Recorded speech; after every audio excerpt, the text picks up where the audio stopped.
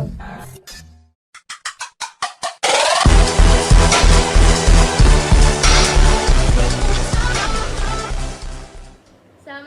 warahmatullahi wabarakatuh.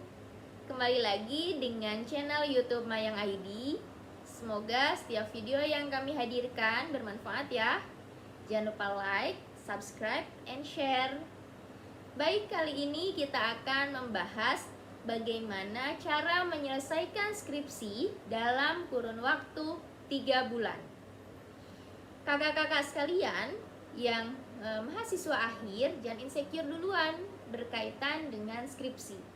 Karena skripsi itu bukan makhluk yang menakutkan, namun satu makhluk yang harus dihadapi dan diselesaikan.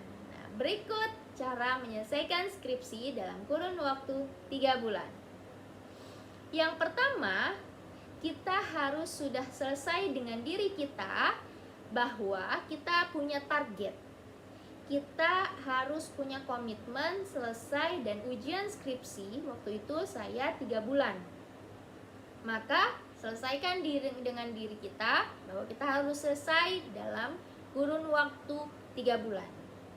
Nah, selanjutnya ketika sudah selesai dengan diri kita, maka kita harus punya strategi yang kedua, yaitu menyiapkan dalam 1 hari itu minimal 1 jam atau 2 jam, lebih banyak lebih baik. Untuk apa? Untuk menyelesaikan, membaca, dan mengetik apa yang menjadi ide gagasan kita dalam skripsi nanti. Baca, ngetik, baca, ngetik, dan itu aja. Minimal waktu yang di-spesikan itu 1 jam. Kalau misalnya buku literasi kita, jurnal kita sudah habis dibaca, maka coba baca skripsi terdahulu. Nah, lalu coba ketik, tuangkan dalam sebuah tulisan. Insya Allah lama-lama menjadi bukit. Walaupun 1 hari misalnya dapat 1 paragraf atau hanya 1 baris, tidak apa-apa. Yang penting ada progres dan ada komitmen sehari harus fokus dalam skripsi. Nah, lalu yang ketiga adalah coba matikan HP minimal ketika kita fokus dalam skripsi itu. Apakah tadi misalnya 1 jam atau 2 jam, coba matikan HP agar tidak buyar. Kita fokus terhadap skripsi kita. Nah, strategi yang keempat yang saya lakukan adalah saya komunikasi baik dengan dosen pembimbing. Saya sampaikan ketika saya punya target selesai skripsi dalam kurun waktu 3 bulan. Apakah dosennya menyetujui? Nah, karena pasti itu akan memberikan arahan dan pertimbangan. Ataukah misalnya ada solusi lain dari dosen pembimbing? Yang pasti yang perlu kita garis bawahi, jangan sampai ada mendesak dosen harus segera meng-ACC, atau misalnya harus membalas pesan kita, atau misalnya harus segera ketemu, lalu membaca skripsi kita dan lain hal. Makanya coba kita bangun komunikasi dan attitude yang baik dengan dosen pembimbing.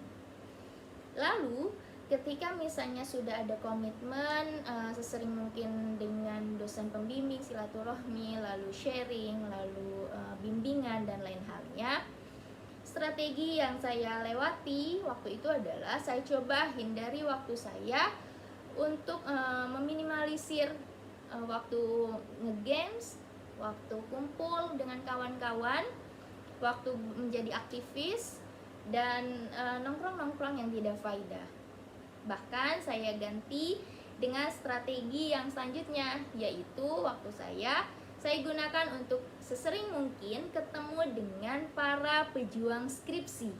Karena di situ akan terbentuk lingkungan baru untuk menjaga energi positif, energi solutif untuk menyelesaikan skripsi dalam waktu cepat. Karena tidak akan terbuang waktu yang sia-sia.